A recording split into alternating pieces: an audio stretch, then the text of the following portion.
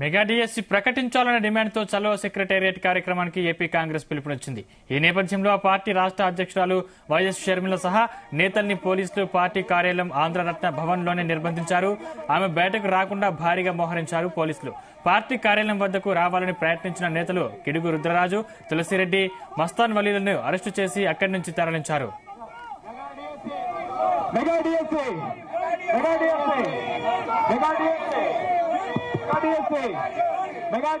పోలీసుల వైఖరిని నిరసిస్తూ షర్మిల సహా పలువురు నేతలు కార్యాలయం వెలుపల ఆందోళనకు దిగారు. బైఠాయించి ఆమె నిరసన తెలిపారు. దీంతో ఆంధ్రరత్న భవన్ వద్ద ఉద్రిక్తత నెలకొంది.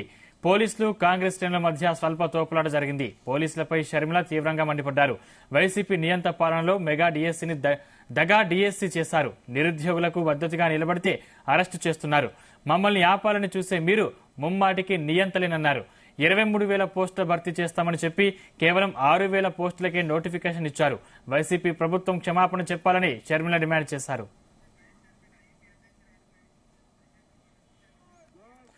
ప్రస్తుతం ఏపీ అధ్యక్షురాలు వైఎస్ షర్మిల మాట్లాడుతున్నారు. ప్రత్యక్ష ప్రసారం ద్వారా చూద్దాం. చేసుకోవడానికి పని లేక, సంపాదించుకునే మార్గం లేక ఆత్మహత్యలు చేసుకోవడం జరిగింది. మరి మన బిడ్డ, మన యువత ఆత్మహత్యలు ఉపాధి లేక, పని లేక చేసుకుంటున్నారు అంటే ఆలోచన చేయాల్సిన విషయము.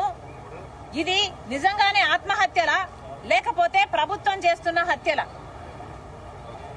కనీసం సంవత్సరానికి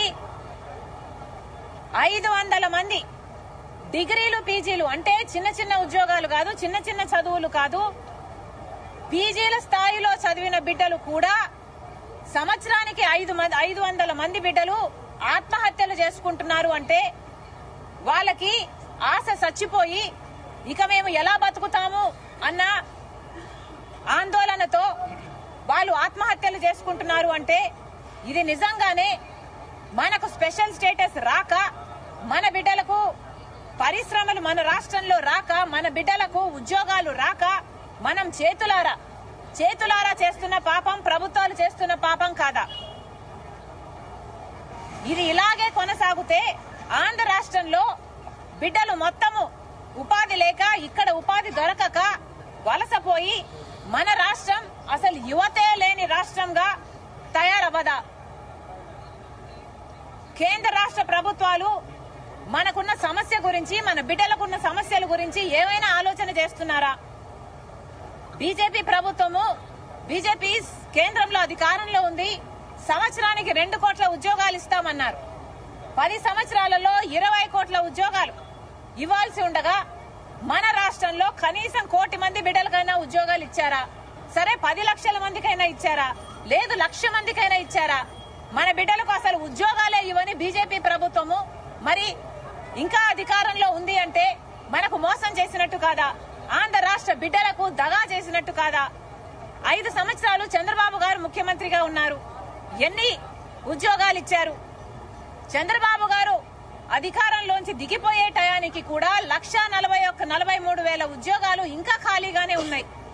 భర్తీ చేయాల్సిన ప్రభుత్వ ఉద్యోగాలు కూడా చంద్రబాబు గారు 5 సంవత్సరాలు ముఖ్యమంత్రిగా ఉండి కూడా స్పెషల్ స్టేటస్ సాధించకపోగా, కొత్త పరిశ్రమలు సాధించకపోగా, అలా ఉద్యోగాలు కల్పించకపోగా, ప్రభుత్వం తరపున విడుదల చేయాల్సిన ఉద్యోగాలు కూడా 1,43,000 ఉద్యోగాలను భర్తీ చేయకుండా పెండింగ్ లో పెట్టి చంద్రబాబు గారు అధికారంలో దిగిపోయారు.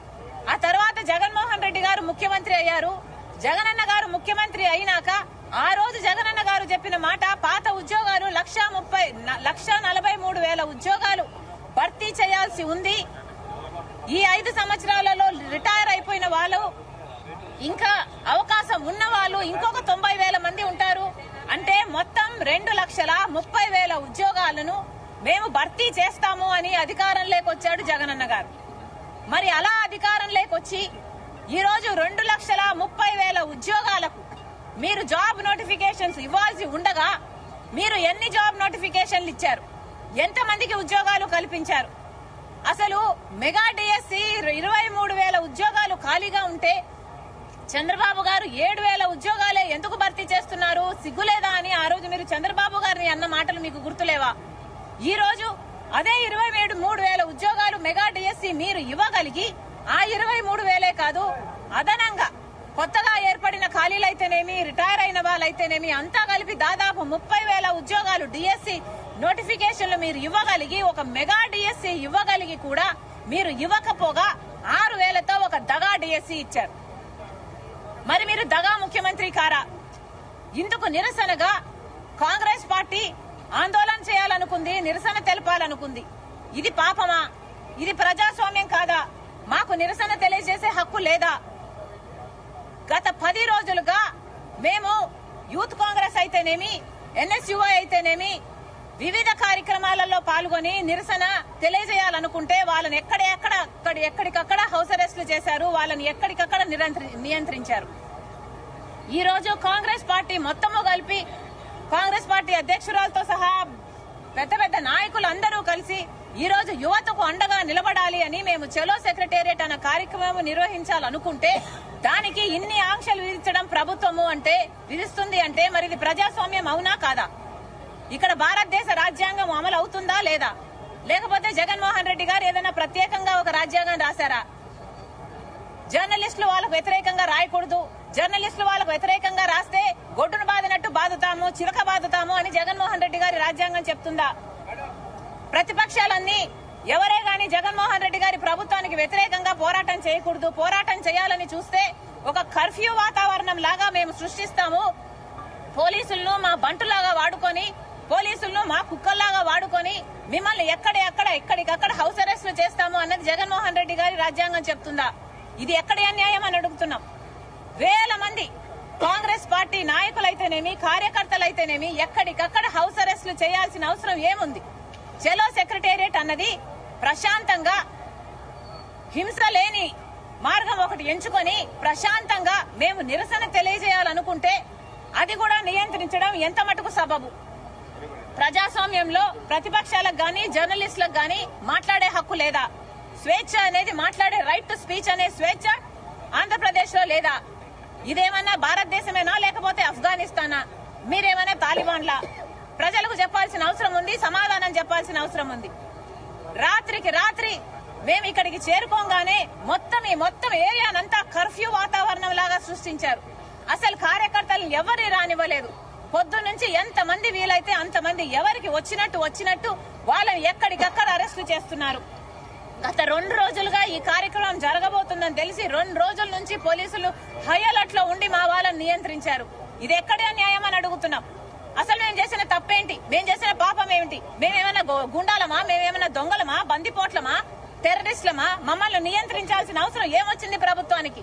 మీకు నిజంగానే చిత్తశుద్ధి ఉంటే, మీకు నిజంగానే ప్రజలకు మేము చేశాము అన్న నమ్మకం ఉంటే మేము ఏ ఆందోళన చేసుకున్నా మీకు ఏం భయం? మీరు ఈ రోజు భయపడుతున్నారు. మేము ఆందోళన చేస్తే మేము ప్రజలకు దగ్గరైతాము అన్న భావన మీకు లేకపోతే మమ్మల్ని నియంత్రించాల్సిన అవసరం మీకు ఏముంది అని ప్రభుత్వాన్ని అడుగుతున్నాం. మీరు నిజంగానే జాబ్ క్యాలెండర్ ప్రతి సంవత్సరం విడుదల చేస్తుంటే, మీరు నిజంగానే 2,30,000 ఉద్యోగాలను భర్తీ చేస్తుంటే, మీరు నిజంగానే 23,000తో మెగా డిఎస్సి విడుదల చేస్తుంటే, నోటిఫికేషన్లు ఇచ్చుంటే మీకు భయపడాల్సిన అవసరం ఏముంది అని అడుగుతున్నాం. ఏ పార్టీ అయినా, ఏ జర్నలిస్ట్ అయినా ఏం రాసుకుంటే ఏమి, ఏ పోరాటాలు చేస్తే ఏమి, మీకు భయపడాల్సిన అవసరం ఏముంది? మీరు ఈ రోజు భయపడుతున్నారు, మమ్మల్ని నియంత్రిస్తున్నారు, ప్రతిపక్షాల మీద ఆంక్షలు పెడుతున్నారు, జర్నలిస్టులను చితకబాదుతున్నారు అంటే ఏమిటర్థం? మీరు తప్పు చేశారని మీరు ఒప్పుకుంటున్నట్టే కదా. ప్రజలు మీకు సమాధానం చెప్పాల్సిన అవసరం ఉంది, ప్రజలు గమనిస్తున్నారు అని మళ్ళీ చెప్తున్నాం.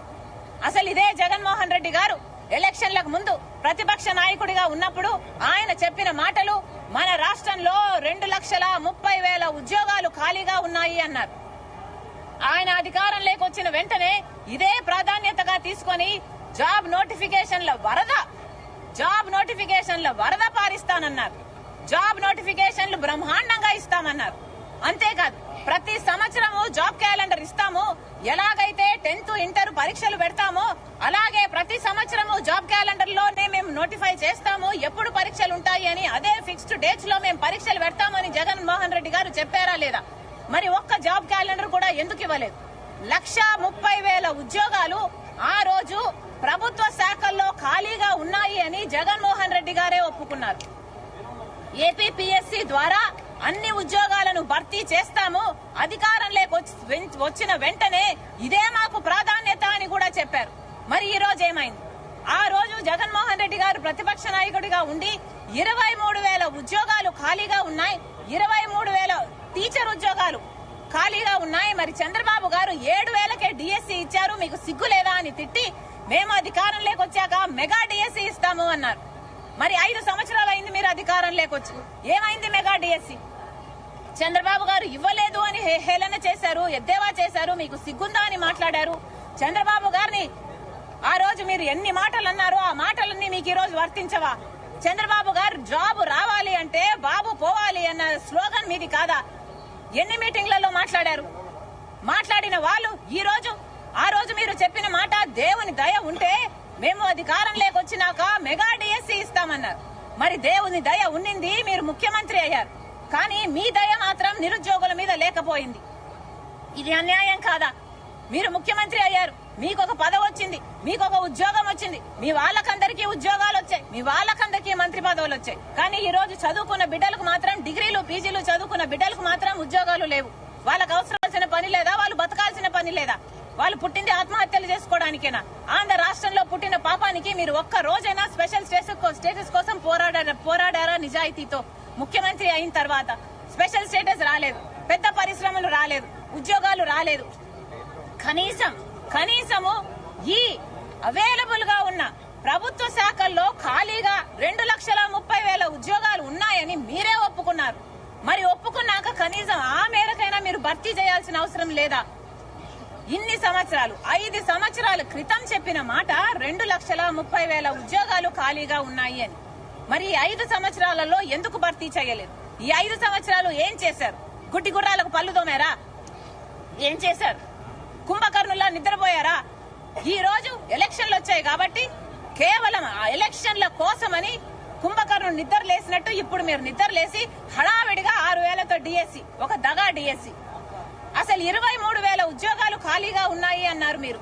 23,000 ఉద్యోగాలు మీరు ముఖ్యమంత్రి అయ్యే నాటికి ఖాళీగా ఉంటే ఈ రోజు ఆ ఉద్యోగాలు కొత్త ఖాళీలతో పాటు, రిటైర్మెంట్ తో పాటు, అవసరాలతో పాటు పెరిగి కనీసం 30,000 ఉద్యోగాలు భర్తీ చేయాలి. 30,000 ఉద్యోగాలతో ఎంత ఘనంగా ఒక మెగా డిఎస్సీ వేసుండొచ్చు మీరు. కానీ ఒక మెగా డిఎస్సీ వేయకపోగా మీరు మాట ఇచ్చి కూడా మాట తప్పుతూ మెగా డిఎస్సీ కాదు అని ఒక దగా డిఎస్సీ 6,000 ఉద్యోగాలతో ఇచ్చారు. మరి మిమ్మల్ని ఏమనుకోవాలి? ఇది దగా చేయడం కాదా? మీరు దగా ముఖ్యమంత్రి కాదా? అది కూడా ఎలా వేశారు? ఇన్ని సంవత్సరాలు నిద్రపోతూ, ఇన్ని సంవత్సరాలు కుంభకర్ణుల్లా నిద్రపోతూ, ఇన్ని సంవత్సరాలు గుడ్డి గుర్రాలకు పళ్ళు దొమ్ముతూ, ఈ రోజు ఇప్పుడు ఎలక్షన్లు వచ్చాయి కాబట్టి హడావిడిగా ఇప్పుడు 6,000 ఉద్యోగాలకు నోటిఫికేషన్లు ఇచ్చారు. కేవలం 30 రోజులే ఉంది. నిన్న ఒక బిడ్డతో మాట్లాడాం, డిఎస్సీ ఉంది కదా మరి ఎట్లా ప్రిపేర్ అవుతున్నారు అని. ఆ అబ్బాయి చెప్పిన మాట, అక్క డిఎస్సీకి మేము కనీసం 150 పుస్తకాలు చదవాలి, మాకు గడువు ఉన్నది ఈ రోజు నుంచి 26 రోజులు మాత్రమే. అంటే ప్రతి రోజు ఒక 5-6 పుస్తకాలన్నా చదవాలి. ఉట్టి చదవడం కాదు, టైంపాస్ కు చదవడం కాదు, చదివి అవి బుర్రకు ఎక్కించుకోవాలి, మగప్ చేయాల్సి ఉంటది. ఇవన్నీ ఎట్లా చేస్తాం మేము? మా మీద ఎంత మానసిక ఒత్తిడి ఉంటుంది అన్నారు. లక్షలు ఖర్చు పెట్టి ట్రైనింగులు తీసుకుంటున్నారు, కోచింగులు తీసుకుంటున్నారు బిడ్డలు. హఠాత్తుగా 26 రోజులు, 30 రోజుల కింద మీరు పరీక్షలు అని అనౌన్స్ చేస్తే వాళ్ళందరూ ఏం కావాలి? ఎంతమంది ప్రిపేర్ అవ్వగలరు, ఎంతమంది ప్రిపేర్ అవ్వలేరు, ఎంతమంది రాసి కూడా అప్లై చేసి కూడా ఫెయిల్ అవ్వాల్సిన పరిస్థితి ఎంతమందికి ఉంటుంది? కనీసం ఆ మాత్రం ఇంకితమైనా మీకు ఉండక్కర్లేదా? ఆ పేపర్ అమ్మా, ఒక్క నిమిషం నోట్ డన్. జగన్మోహన్ రెడ్డి గారు ముఖ్యమంత్రి అయ్యే రోజున జగన్మోహన్ రెడ్డి గారు చెప్పిన మాట 2,30,000 ఉద్యోగాలు ప్రభుత్వ శాఖల్లో ఖాళీగా ఉన్నాయి, ఏపీపీఎస్సీ ద్వారా మేము అవన్నీ భర్తీ చేస్తాము అని చెప్పారు. అది చెప్పడమే కాకుండా జాబ్ క్యాలెండర్ ప్రతి సంవత్సరము విడుదల చేస్తాము అన్నారు. అది కాకుండా 23,000 ఉద్యోగాలు, ఆ రోజే టీచర్ ఉద్యోగాలు ఖాళీగా ఉన్నాయి, మెగా డిఎస్సీ వేస్తామన్నారు. మరి వీటిలో ఒక్క మాట కూడా నిలబెట్టుకోకపోగా ఈ రోజు మళ్ళీ దబాయిస్తూ 6 లక్షల ఉద్యోగాలు భర్తీ చేశామంటున్నారే. పట్టపగలే పచ్చి అబద్దాలు చెప్పడానికి కనీసం నిస్సిగ్గుగా మాట్లాడడానికైనా మీకు కొంచెమైనా ఉండాలి కదా. ఇది జగన్మోహన్ రెడ్డి గారి ప్రభుత్వం విడుదల చేసిన షీటు. ఈ షీటులో అంట వారు 6 లక్షల ఉద్యోగాలు ఇచ్చారట. దీంట్లో రెగ్యులర్ ఉద్యోగాలు ఉన్నాయి, కాంట్రాక్ట్ ఉన్నాయి, అవుట్ సోర్సింగ్ ఉన్నాయి. రెగ్యులర్ ఉద్యోగాలు 1,84,000, కాంట్రాక్ట్ ఉద్యోగాలు 19,000, అవుట్ సోర్సింగ్ ఉద్యోగాలు దాదాపు 4 లక్షలు. ఇవన్నీ కలిపంట 6 లక్షలంట. ఈ 6 లక్షల ఉద్యోగాలు వాళ్ళు ఇచ్చేశారంట. ఏది అవుట్ సోర్సింగ్, కాంట్రాక్ట్ అన్ని కూడా వాళ్ళు ఇచ్చిన ఉద్యోగాలేనంట. ఇవి కూడా రెగ్యులర్ చేసిన వీళ్ళు 1,84,000 ఉద్యోగాలని వీళ్ళు ఏదైతే అంటున్నారో ఈ 1,04,000 ఉద్యోగాలలో ఏమున్నాయో తెలుసా?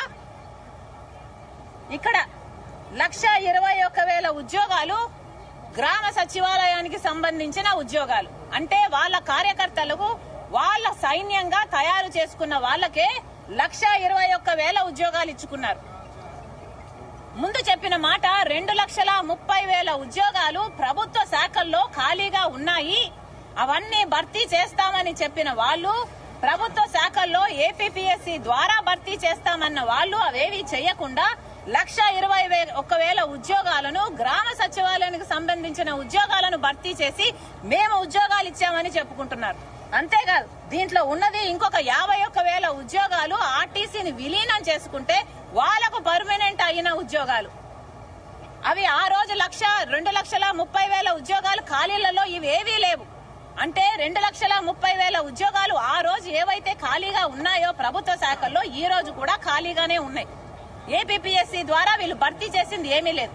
తీరా అన్ని లెక్కలు చూస్తే 2,30,000 ఉద్యోగాలు వీళ్ళు భర్తీ చేయాల్సి ఉండగా ప్రభుత్వ శాఖల్లో వీళ్ళు చేసింది ఎంతరా అంటే 2,557 ఉద్యోగాలు మాత్రమే. సిగ్గుండాలి కదా. 2,30,000 ఉద్యోగాలు ఏపీపీఎస్సీ ద్వారా మీరు ప్రభుత్వ శాఖల్లో భర్తీ చేస్తామని చెప్పి మీ సైన్యాన్ని తయారు చేసుకోవడానికి 1,20,000 ఉద్యోగాలు, ఆర్టీసీని విలీనం చేసుకుని 51,000 ఉద్యోగాలు, అలా తీసుకున్న 1,85,000 ఉద్యోగాలు మీరు భర్తీ చేస్తే అవి కాదు అనుకుంటూ అవుట్ సోర్సింగ్, కాంట్రాక్ట్ అన్ని కలుపుకొని మీరు 6 లక్షల ఉద్యోగాలు ఇచ్చుకుంటున్నామని డబ్బా కొట్టుకోవడానికి కొంచెమన్నా సిగ్గుండాలి కదా అని అడుగుతున్నాం. రాజశేఖర రెడ్డి గారు ఎలా పరిపాలన చేశాడు? రాజశేఖర రెడ్డి గారు 50,000 ఉద్యోగాలతో డిఎస్సీ ఇస్తానన్నాడు. ఇచ్చిన మాట ప్రకారం రాజశేఖర రెడ్డి గారు మాట నిలబెట్టుకుని 52,000 ఉద్యోగాలతో మెగా 52,000తో మెగా డిఎస్సీ ఇచ్చిన నాయకుడు ఆ రోజు రాజశేఖర రెడ్డి గారు. అది వైఎస్ఆర్ మార్క్. మరి జగనన్న గారు 2,30,000 ఉద్యోగాలు ఖాళీగా ఉన్నాయని చెప్తూనే 2,30,000 ఉద్యోగాలను మర్చిపోయి 23,000 ఉద్యోగాలు మెగా డిఎస్సీ వేస్తానని చెప్పి 6,000 ఉద్యోగాలతో దగా డిఎస్సీ, 23,000తో చెప్పి తన నోటితో తను ఒప్పుకొని 6,000 ఉద్యోగాలతో దగా డిఎస్సీ వేశారు. ఇది జగన్మోహన్ రెడ్డి గారి మార్క్. దీనికి దానికి ఎంత తేడా ఉంది, ఎంత వ్యత్యాసం ఉంది? అసలు రాజశేఖర రెడ్డి గారి మార్కు ఈ మెగా డిఎస్సీ అయితే జగన్మోహన్ రెడ్డి గారి మార్కు దగా డిఎస్సీ. ఇది వాస్తవం అవునో కాదో వైసీపీ నాయకులే చెప్పాలి. అసలు 23,000 ఉద్యోగాలతో మెగా డిఎస్సీ అని చెప్పి అధికారంలోకి వచ్చారు మీరు. 23,000 ఉద్యోగాలు అప్పుడే ఉన్నాయి చంద్రబాబు గారు ముఖ్యమంత్రిగా ఉన్నప్పుడు. మరి మీరు 7,000 ఎందుకు వేస్తున్నారు, సిగ్గులేదా అని మీరు అన్నాక ఈ రోజు మీరు 6,000తో దగా డిఎస్సీ వేస్తున్నారు అంటే చంద్రబాబు గారే వేలు కదా మీకంటే. 23,000 ఉద్యోగాలు ఖాళీగా ఉన్నప్పుడు ఆయన 7,900 ఉద్యోగాలు భర్తీ చేశాడు. 23,000 ఉద్యోగాలకు పైగా ఇప్పుడు 30,000 ఉద్యోగాలు ఖాళీగా ఉంటే మీరిస్తున్నదన్నీ 6,100. మరి మీరు చంద్రబాబు కంటే ఘోరం కదా అని మిమ్మల్ని మీరే నిరూపించుకుంటున్నట్టే కదా. ఎన్ని మాటలు చెప్పారు, మాట తప్పము మడమ తిప్పము అన్న వాళ్ళు ఈ రోజు మాటను మడత పెట్టారు. నీటి మీద రాతలైపోయాయి మీ మాటలన్నీ.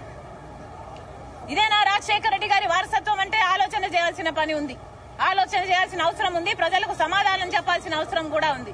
ఎన్ని మాటలు చెప్తున్నారు కదా, నవరత్నాలు అంటున్నారు, జాతి రత్నాలు అంటున్నారు, పెద్ద పెద్ద మాటలు చెప్తున్నారు జగన్మోహన్ రెడ్డి గారు, సకల శాఖ మంత్రులు అందరూ కూడా. మరి ఇప్పుడు ప్రజలకు ఏం సమాధానం చెప్తారో చెప్పండి. 2,30,000 ఉద్యోగాలు ప్రభుత్వ శాఖల్లో ఖాళీగా ఉన్నాయి. మరి మీరు ఎన్ని భర్తీ చేశారు? వైట్ పేపర్ స్టేట్మెంట్ విడుదల చేయండి. ఆ రోజు మీరు ముఖ్యమంత్రి అయ్యే రోజున 2,30,000 ఉద్యోగాలు ప్రభుత్వ శాఖలో ఖాళీగా ఉన్నాయి. ఆ శాఖలకు సంబంధించి మీరు ఎన్ని భర్తీ చేశారో వైట్ పేపర్ విడుదల చేయాల్సిన అవసరం ఉంది.